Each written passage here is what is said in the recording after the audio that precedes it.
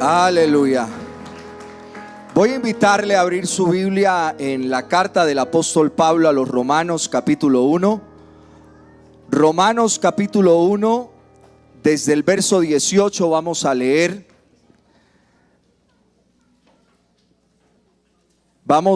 Voy a leer desde el verso 18 hasta el verso 23 y usted va a seguir la lectura ahí en su Biblia. Amén. Romanos 1, verso 18. Porque la ira de Dios se revela desde el cielo contra toda impiedad e injusticia de los hombres que detienen con injusticia la verdad. Porque lo que de Dios se conoce les es manifiesto, pues Dios se los manifestó. Porque las cosas invisibles de Él, su eterno poder y deidad, se hacen claramente visibles desde la creación del mundo, siendo entendidas por medio de las cosas hechas, de modo que no tienen excusa. Pues habiendo conocido a Dios, no le glorificaron como a Dios, ni le dieron gracia, sino que se envanecieron en sus razonamientos, y su necio corazón fue entenebrecido. Profesando ser sabios, se hicieron necios, y cambiaron la gloria del Dios incorruptible en semejanza de imagen de hombre corruptible, de aves, de cuadrúpedos y de reptiles. Puede sentarse, por favor.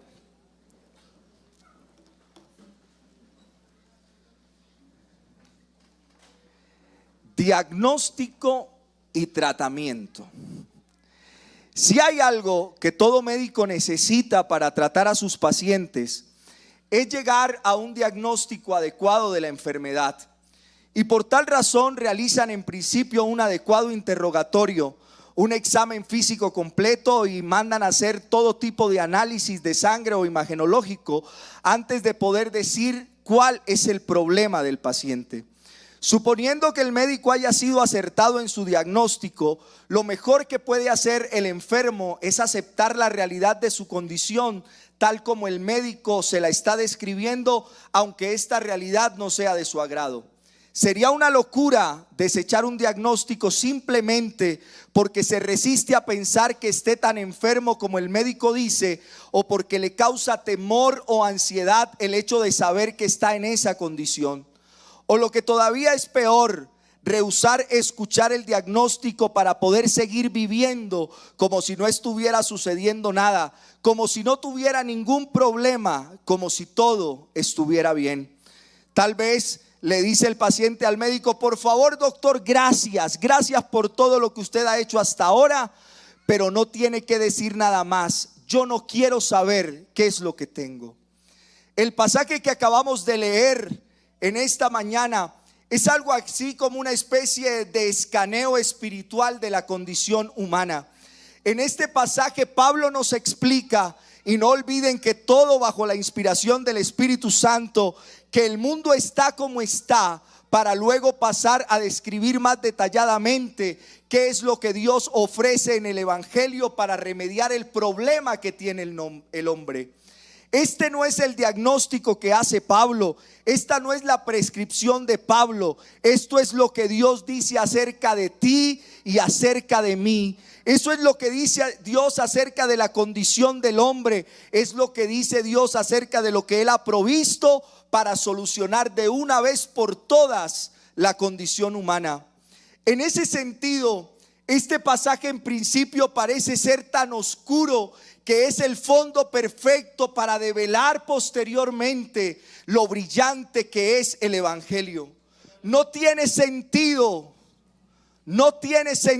decir que el Evangelio es poder de Dios para salvación, como lo dice el verso 16 y 17 del mismo capítulo, si no existe ningún peligro del que nosotros necesitamos ser salvados. La palabra de Evangelio significa buena noticia, pero esa buena noticia comienza con una muy mala noticia. Y no tiene de algún modo sentido buscar solución a un problema que no existe o que no conocemos.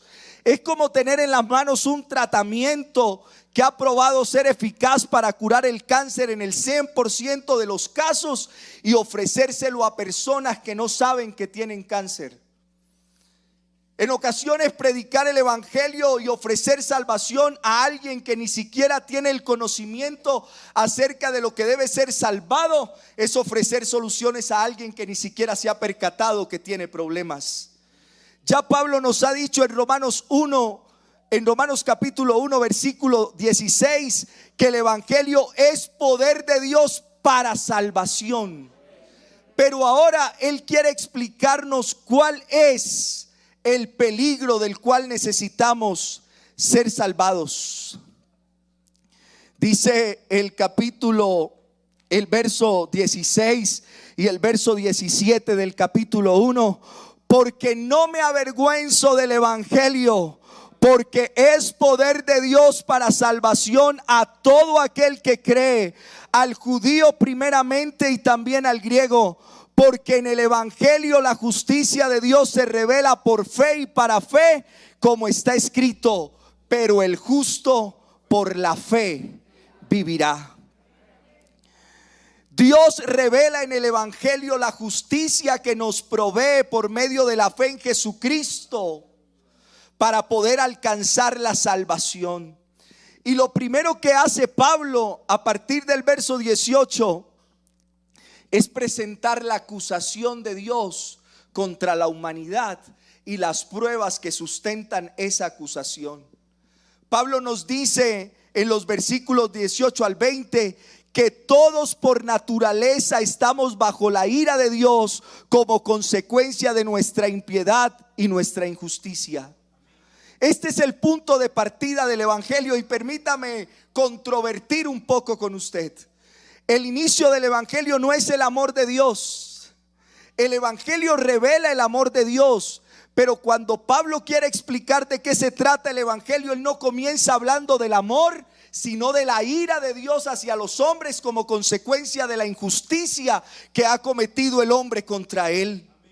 El versículo 18 lo puede leer otra vez: porque la ira de Dios se revela desde el cielo contra toda piedad e injusticia de los hombres, que con injusticia restringen o retienen la verdad, porque lo que se conoce acerca de Dios es evidente dentro de ellos, pues Dios se lo hizo evidente. Porque desde la creación del mundo, sus atributos invisibles, su eterno poder y divinidad se han visto con toda claridad, siendo entendidos por medio de lo creado, de modo que no tienen excusa. Dios ha hecho visible lo invisible. Ha permitido ver a través de lo creado su eterno poder y su divinidad. Y Pablo es como si se pusiera en el lugar, ahorita que están de moda los fiscales, una especie de fiscal general de la humanidad, y nos presenta cuál es el cargo que Dios tiene contra la raza humana.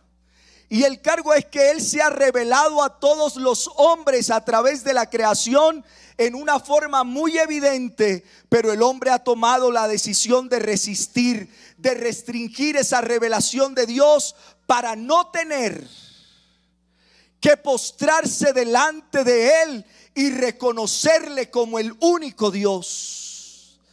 Esa palabra que utiliza Pablo nos da la idea como que el hombre contrapone una fuerza contra lo evidente de Dios, y esto en consecuencia le impide llegar a la revelación que Dios le ha dado. Pero es que el hombre siempre ha querido darle algún tipo de golpe de estado al Rey del universo, y está y seguirá tratando de sacar a Dios de su trono para colocarse a sí mismo en el único lugar que le corresponde a Dios. El hombre no quiere reconocer que solo Dios merece gloria. El hombre no ha querido reconocer que si hay alguien digno en este vasto universo de recibir la adoración, la alabanza y la exaltación, es Dios, el creador de todo cuanto nuestros ojos han visto y todo lo que se nos ha permitido ver a través de la amplitud de la ciencia. Él es el que sustenta su creación. Nuestro Dios ha dejado, permítame decirlo, Nuestro Dios ha dejado sus huellas dactilares impresas en todo lo que nosotros vemos. Aleluya.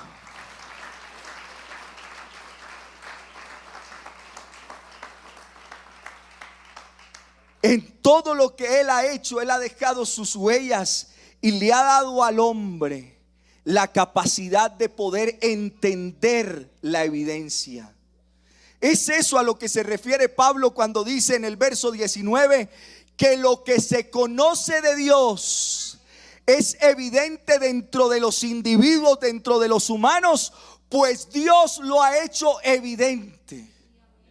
Dios lo ha mostrado, casi que le grita a la cara que Él es real. No hay que ser una persona brillante intelectualmente hablando. No hay que tener un doctorado para llegar a la conclusión de que Dios existe y que Él se merece ser adorado.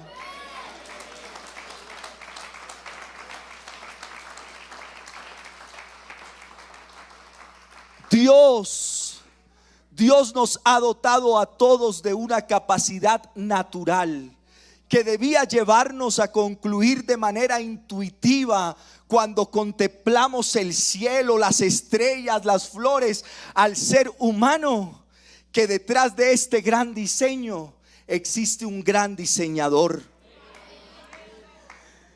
Toda la creación nos revela que Dios es real, que al observarla es innegable que la conclusión natural sea que reconozcamos que Dios está presente en cada cosa. Pero no todo lo necesario para la salvación está en la naturaleza. Pero sí se revela lo suficiente como para saber que Él existe, que Él está ahí, para saber que Él es poderoso y que Él posee todos los atributos que nosotros le atribuimos a una divinidad. Nuestro Dios es eterno. Él es desde la eternidad y hasta la eternidad.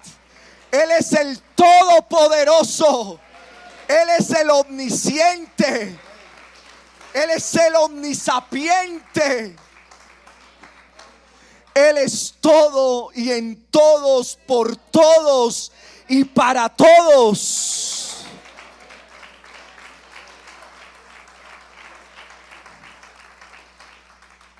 Cuando Pablo escribió a los romanos no había microscopios ni telescopios.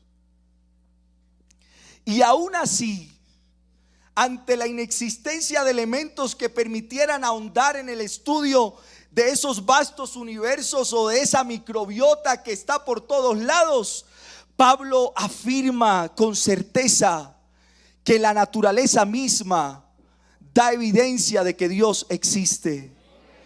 Él dice que el conocimiento que se tenía de Dios en ese momento era suficiente como para llegar a la conclusión de que este universo, escuche bien, este universo no puede ser el resultado de un afortunado accidente.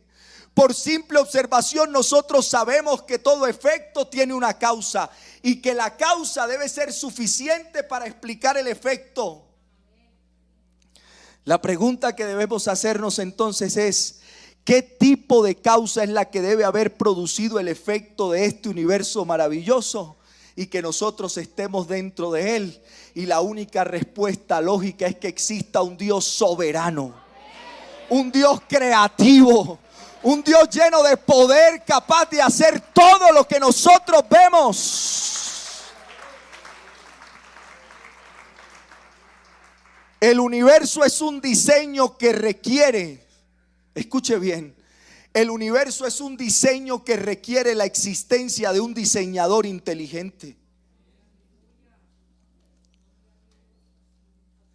Es mucho más absurdo creer que somos fruto del azar y de la casualidad a pensar que existe una mente superior que maneja los hilos de este vasto universo.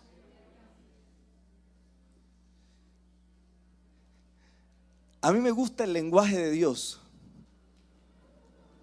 Dios habla el lenguaje de los comunes.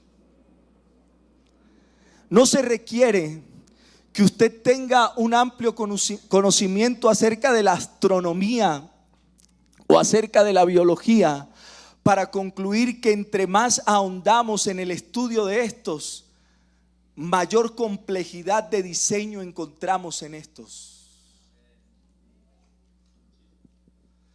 Por lo tanto, sin requerir un amplio conocimiento, solo con la observación de lo que nos rodea, nosotros tenemos que llegar a una conclusión contundente y categórica. Solo Dios. Solo Dios. Solo Dios, solamente Dios puede estar detrás de la construcción de esto tan complejo e inteligente. Lo que Pablo está diciendo en Romanos capítulo 1 versículo 19 es que la creación está repleta de evidencias que nos hablan de un creador omnipotente y lleno de sabiduría que hizo todas las cosas por un plan predeterminado por él. Eso está tan claro, dice Pablo, que el hombre no se postra ante Dios en adoración y con un corazón agradecido, y no tienen excusa. Lo que Pablo está diciendo aquí es que se quedan sin argumentos, sin defensa ante Dios. No tienen cómo defender su postura de no adoración ante Dios. El hombre sabe que hay un Dios. El hombre sabe que hay un Dios. Y usted dirá, pero Darwin, hay ateos. Pablo como que dice que los ateos no existen. No existe tal individuo en el mundo. El problema del ateo no es un problema intelectual. No es que él haya llegado a través de la observación científica a la conclusión de que no existe Dios. Lo que pasa es que al hombre le repugna la idea de que exista un Dios y que por lo tanto tenga que adorarlo y postrarse ante él. Y en consecuencia supone que Dios no existe. El versículo 21 dice: porque no tienen excusa, pues aunque conocían a Dios, no le honraron como a Dios ni le dieron gracias, sino que se hicieron vanos en su razonamiento y su necio corazón fue entenebrecido. Esa es en esencia la acusación de Dios contra toda la raza humana. El hombre padece de una pecaminosa e inexcusable deshonestidad intelectual. El hombre se hace el tonto. Eso es lo que Pablo está diciendo. Él pretende que no conoce lo que sí conoce. El hombre pretende desconocer lo que en realidad sabe. Y todo lo que dice Pablo en este contexto, todo para no tener que honrar a Dios como Dios, ni darle gracias. Pero ¿sabe algo? Dios nos creó. Él es quien sostiene nuestra vida cada segundo de nuestra existencia. Él es el que hace que nuestro corazón siga latiendo cada segundo. Él es el que mantiene funcionando nuestro sistema respiratorio las 24 horas. Él es el que provee la comida que nosotros consumimos. Él es el que nos da la capacidad que nos permite trabajar y producir. Nosotros todos a una nos unimos a decir que todo lo que somos y lo que tenemos es en consecuencia de lo que la gracia y la bondad de Dios nos ha dado.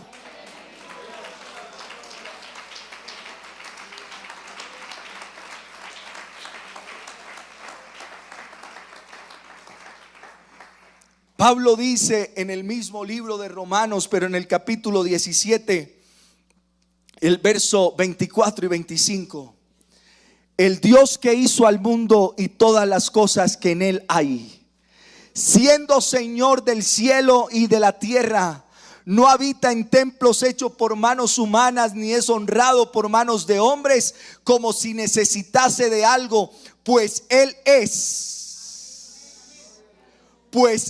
es quien da a todos vida y aliento y todas las cosas. Y el verso 28 dice: porque en Él vivimos. En Él vivimos y nos movemos y somos. Si Si Dios nos abandonara siquiera por un instante, no existe otro planeta parecido a este. Bueno, de pronto me disciplinan por esto que voy a decir. Mire, la ciencia ha llegado a conclusiones que si a alguno acá le gusta el cine, hay una película digna de ver. Se llama Interestelar, hecha por Christopher Nolan. ¿Sí la han visto algunos? Él no se asesoró de pentecostales, se asesoró de los más eminentes científicos de la NASA.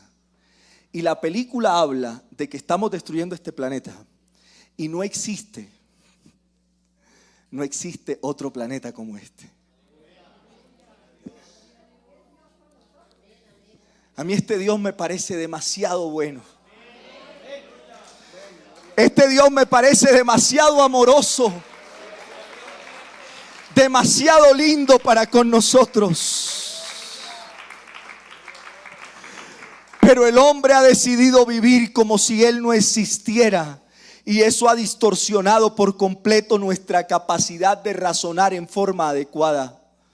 El versículo 21 dice: pues aunque conocían a Dios, no le honraron como a Dios ni le dieron gracias, sino que se hicieron vanos en sus razonamientos y su necio corazón fue entenebrecido. Negar a Dios en un mundo creado por Él tiene consecuencias, porque obligatoriamente lleva al hombre a tener que plantearse alternativas absurdas de por qué estamos aquí, quién hizo todo esto, alternativas con las que nadie puede vivir coherentemente, y eso entorpece, dice Pablo, el razonamiento humano. El hombre dice: me niego a creer en Dios, entonces ¿qué otra alternativa me queda para darle sentido a mi vida? No es que la evidencia científica lo haya llevado a la conclusión de que debía dejar de creer en Dios para favorecer sus creencias, sino que de antemano el ser humano siente repulsión a la idea de que exista Dios, y que en consecuencia de que Dios existe no tiene ninguna otra alternativa que adorarlo y exaltarlo y darle honra y gloria por lo que Él es.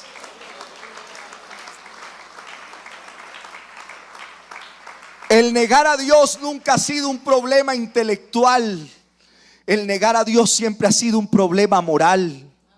Detienen con injusticia la verdad. Y por eso dice Pablo que se revela la ira de Dios desde el cielo. Y yo quiero pasar a ver un par de escenarios en los cuales la consecuencia natural de haber cambiado lo que debía hacer nos trajo algún vejamen. Dice: porque la ira de Dios se revela desde el cielo. Él es un Dios perfectamente santo y justo, que no puede reaccionar de manera indiferente ante la necedad y la rebeldía del corazón humano. Nuestro Dios se opone al pecado en todas sus manifestaciones y está dispuesto, según la palabra de Dios, a castigarlo como se debe. Eso es la ira de Dios. Él es el rey de todo el universo y es justo y está indignado por el pecado del hombre. No se trata de una rabia ciega como la que a veces tienen los menores. No, la Biblia habla de la ira de Dios como una santa repulsión contra todo aquello que es contrario al carácter santo y justo de Dios. En el versículo 18 Pablo utiliza el verbo revelar en tiempo presente. Porque la ira de Dios se revela desde el cielo. Nosotros sabemos que existe un juicio futuro que vendrá sobre la humanidad, pero Pablo aquí está hablando del presente, no de lo que va a suceder, sino de la manera como Dios está indignado con el comportamiento del hombre, y esto trae un par de consecuencias. Todos estamos bajo la ira de Dios, y esa ira se revela en el hecho de dejar que los hombres recibamos las consecuencias de querer negar lo evidente. Ese es el proceso de pensamiento que se revela desde los versículos 22 en adelante. Pablo nos dice 3 veces que Dios entregó a la raza humana. Dios la entregó a seguir las inclinaciones de su corazón. El versículo 24 dice: por consiguiente Dios los entregó. El versículo 26: por esta razón Dios los entregó. Y el 28: y como ellos no tuvieron a bien reconocer a Dios, los entregó 3 veces. ¿Y por qué Dios los entregó? Pablo nos da 3 razones, y yo quisiera que usted me regalara su atención en esta parte. En los versículos 22 al 24 nos dice que ellos cambiaron, nosotros los seres humanos, cambiamos la gloria de Dios por la de los ídolos, y por eso Dios nos entregó. En el versículo 25 hasta la primera mitad del 26 dice que los hombres cambiaron la verdad de Dios por la mentira, y que por eso Dios nos entregó. Y a partir de la segunda mitad del versículo 26 hasta el 28 dice que los hombres cambiaron las prácticas sexuales naturales por las que eran contrarias a la naturaleza, y que por eso Dios los entregó. Dice 3 veces cambiaron, cambiaron, cambiaron. Y las mismas 3 veces dice que Dios los entregó y los entregó. El primer intercambio: los hombres cambiaron la gloria de Dios por los ídolos. El versículo 22 dice: profesando ser sabios se volvieron necios y cambiaron la gloria del Dios incorruptible por una imagen en forma de hombre corruptible, de aves, de cuadrúpedos y de reptiles. Los escritores afirman que los hombres somos religiosos incurables. Y como fuimos creados originalmente para agradar a Dios y encontrar en Él nuestra identidad y nuestra seguridad, el hombre no puede desechar a Dios sin caer en la idolatría. Si quita a Dios de ese primer lugar que le corresponde a Dios, no crea que deja de tener un Dios, simplemente cambia a este Dios real por algún otro que él se inventa. Un ídolo es todo aquello que tú piensas que si yo no lo tengo, no puedo ser feliz, o mi vida no tiene sentido.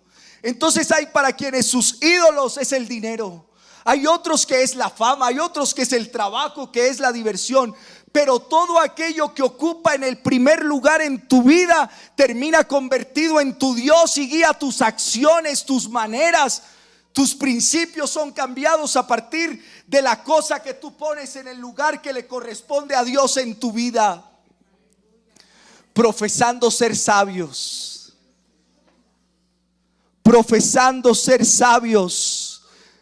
pretendiendo el hombre ser más sabio que Dios, terminó convertido en una necedad absoluta. ¿Y cómo se evidencia esa necedad? En el hecho de cambiar la gloria de Dios incorruptible en semejanza de imagen en forma de hombre corruptible, de aves, de cuadrúpedos y de reptiles.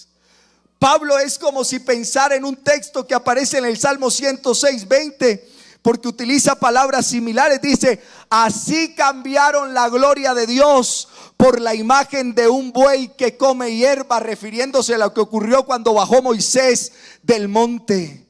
Eso es absurdo. Piénselo un momento y vea lo absurdo que es. Pero es lo que le pasa a la mayoría, o alguna vez nos ha pasado. Hemos querido reemplazar el lugar de Dios y poner en ese lugar algo que nosotros consideramos es superior a la gloria de Dios en nosotros. Pero a eso llega el hombre cuando se rehúsa a reconocer la gloria de Dios. Es evidente que solo Dios merece ser honrado. Y mire que la consecuencia natural de ese intercambio aparece en el verso 24. Por consiguiente Dios los entregó a la impureza, a la inmundicia, en la lujuria de sus corazones, de modo que deshonraron entre sí sus propios cuerpos. Dios los entregó. Eso no quiere decir que Dios sea el que mueva a los hombres para que hagan el mal, sino más bien de que como parte de su castigo, Dios le permite que el hombre siga los deseos de su corazón de manera natural. Es como si dijera: bueno, tú quieres hacer tu voluntad, hazla, allá tú. Mi castigo será dejarte hacer tu voluntad. Dios en su justicia dejó que el hombre se hundiera a lo más profundo en el lodazal que ha escogido. Dios lo entregó. Por eso dice que los entregó a la impureza en la lujuria de sus corazones. Esa lujuria ya estaba en el corazón del hombre. No fue Dios quien los hizo lujuriosos. Esa lujuria ya estaba en el corazón del hombre.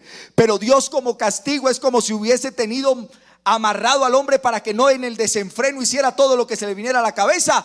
Pero en el momento en el que cambian a Dios, se les dice: hagan lo que quieran.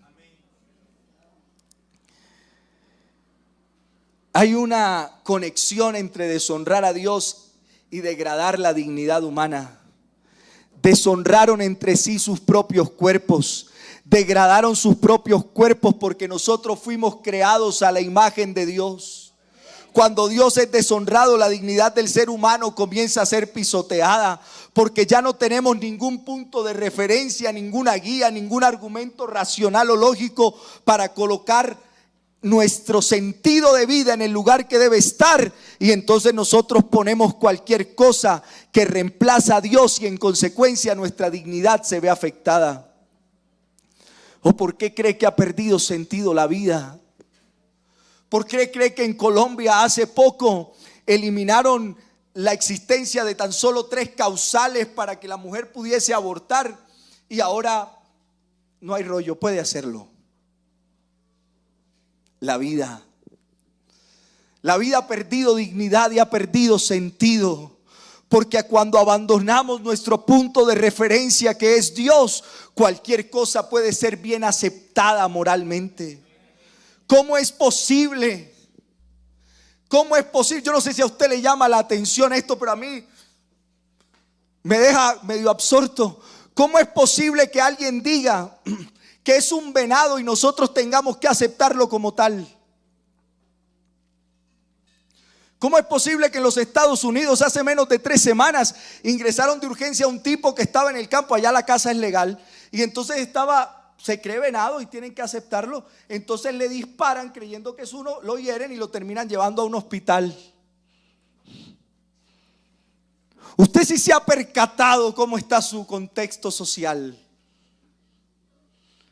Usted se observa lo que ocurre a su alrededor y se ha preguntado cuál es la causa o el motivo.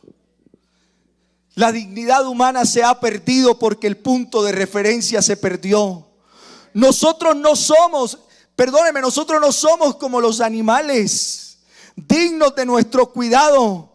Pero es que nosotros fuimos creados a la imagen y semejanza de Dios. Nosotros tenemos una dignidad superior.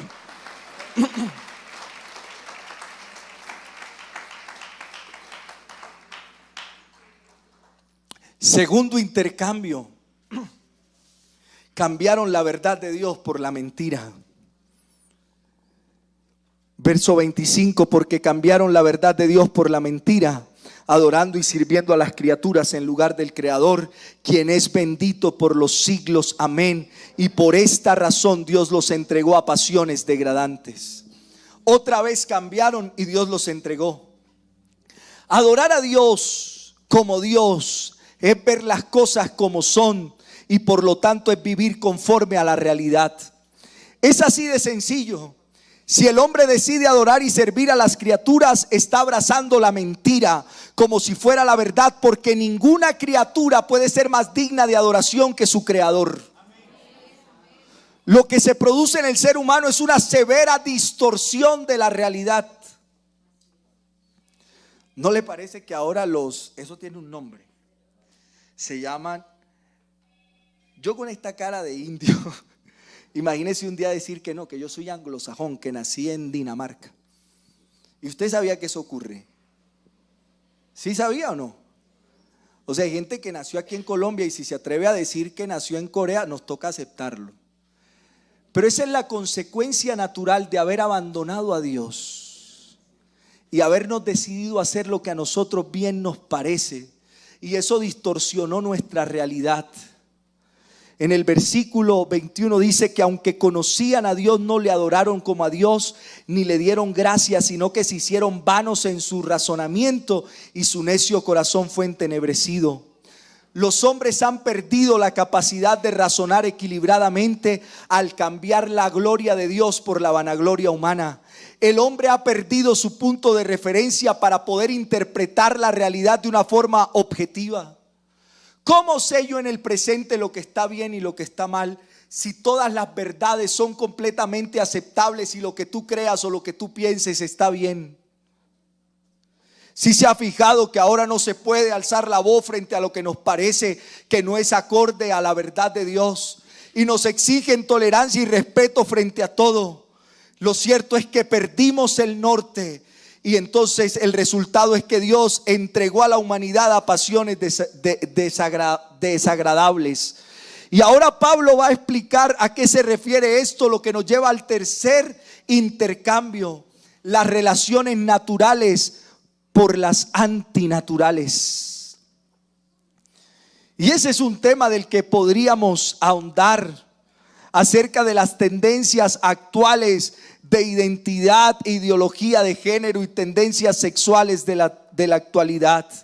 Lo cierto es que la palabra de Dios afirma que eso es antinatural, que no es lo que Dios ha establecido, no es el sentido ni el propósito de lo que Él ha hecho. Y nosotros no somos homofóbicos. Nosotros no lo somos. Nosotros amamos al pecador. Y consecuencia del amor que le tenemos, le predicamos una verdad acerca de lo que Dios ha dicho. Que Dios nos guarde y nos ayude todo el tiempo, para poder seguir siendo la reserva moral de la sociedad en un tiempo tan convulsionado como el que nosotros vivimos en la actualidad.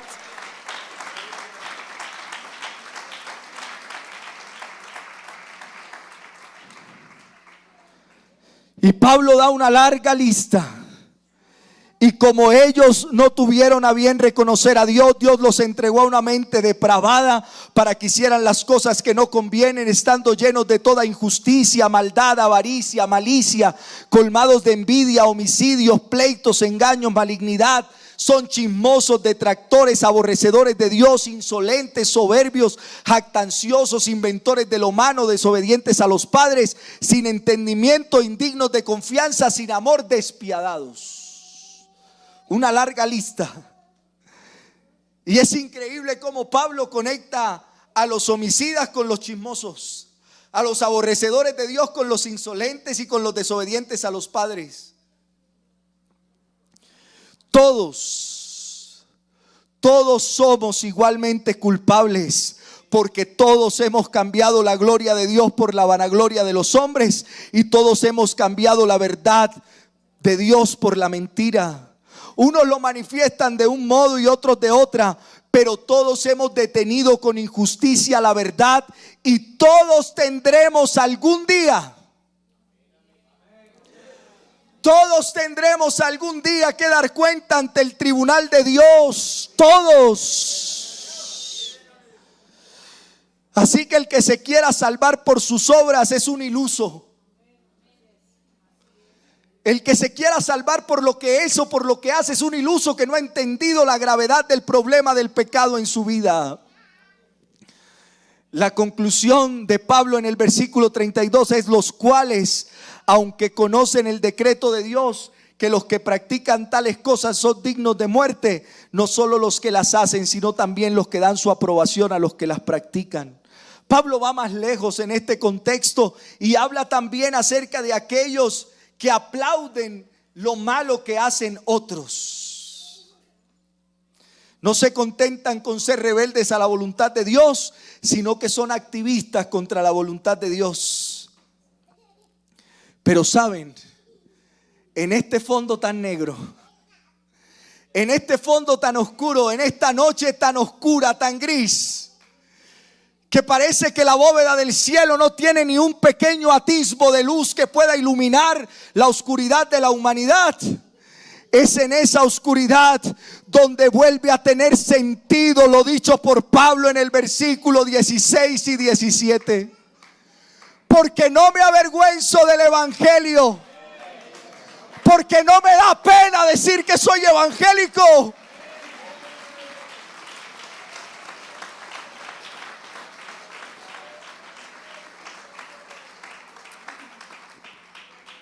Porque no me da pena asumir que el principio que rige mis conductas se llama Cristo. Y entonces Pablo dice: porque no me avergüenzo del evangelio, pues es poder de Dios para salvación a todo el que cree. A todo. La buena noticia del evangelio comienza con una mala. El hombre ha pecado gravemente contra Dios. El hombre ha detenido con injusticia la verdad, habiendo conocido a Dios, y decidir pretender que no lo conoce. Y Dios manifiesta su ira desde el cielo contra esa impiedad, contra la injusticia, dejándolos cosechar los frutos de su extravío. Pero Dios de esa mala noticia, Él que es luz y que habita en luz inaccesible,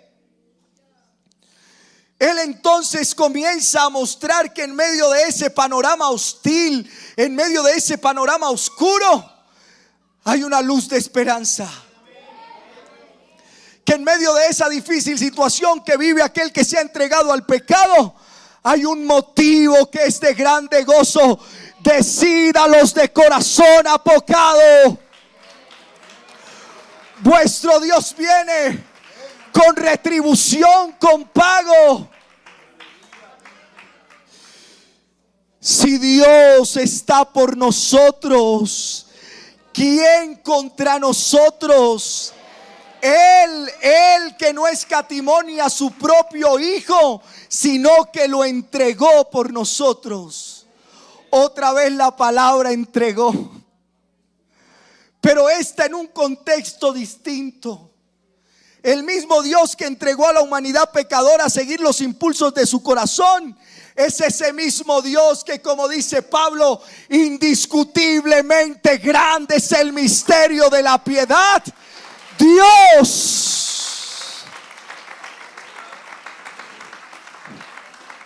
Dios fue manifestado en carne, y en su manifestación como Hijo se entregó por completo en favor nuestro. Todos los pecados que encontramos en Romanos 1, incluyendo el que usted quiera, el que se le venga a la cabeza, el más cruel posible, el mayor vejamen posible que usted pueda imaginarse en esta mañana, todos los pecados serán perdonados tan solamente. Es apasionante pensar que no se requieren de esfuerzos humanos, que no se requiere de hacer grandes cosas, que solo el hecho de creer que Jesucristo vino y murió en la cruz y derramó su sangre para perdón de pecados, permite que el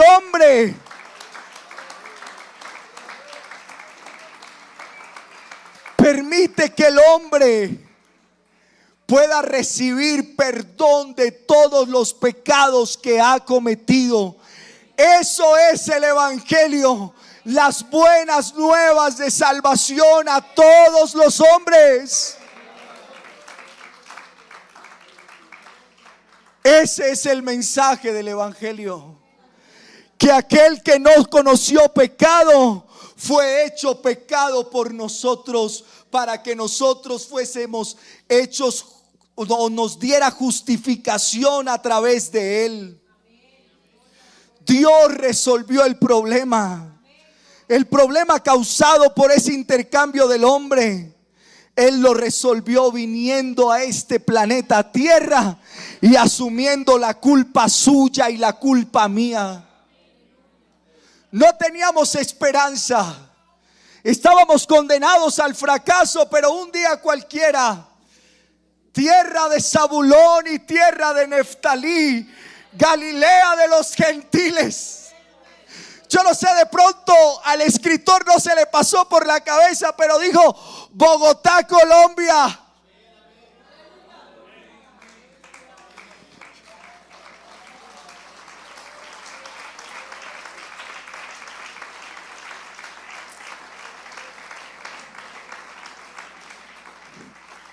Cristo fue hecho maldición. ¿Sí sabía usted eso? Maldito el que es colgado en un madero. Y allá nos merecíamos estar usted y yo. Pero Él asumió su lugar y asumió el mío. Él se hizo maldición por usted. Él que no conoció pecado, asumió llevar el pecado de toda la raza humana a la cruz. Solamente para que usted y yo podamos ser bendecidos por Él. Hay una esperanza en esta mañana. Hay una esperanza para el pecador en esta mañana, independientemente de sus inclinaciones, de su condición, independientemente de cualquier cosa. Hay una esperanza porque hubo uno que estuvo dispuesto a asumir nuestro lugar en la cruz del Calvario.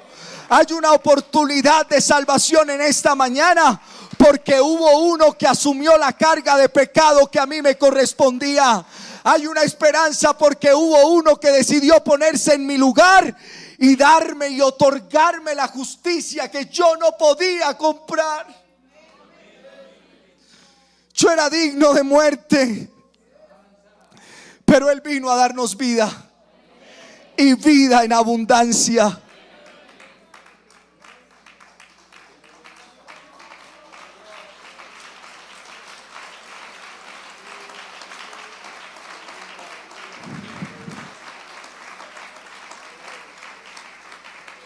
Él vino a darnos vida. Así que en esta mañana yo puedo decir sin temor que el evangelio que nosotros predicamos es la solución al problema de la humanidad. Así que sin temor en esta mañana yo quiero decirle que aquí está Jesús, el autor de este evangelio, la causa y motivo de la predicación del evangelio. Así que si en medio nuestro hay alguien que necesite encontrarse en esta mañana con un Dios capaz de solucionar su problema de pecado, le tengo buenas noticias. Está aquí y llegó antes de que nosotros llegáramos. Voy a invitarles a estar en pie en esta mañana.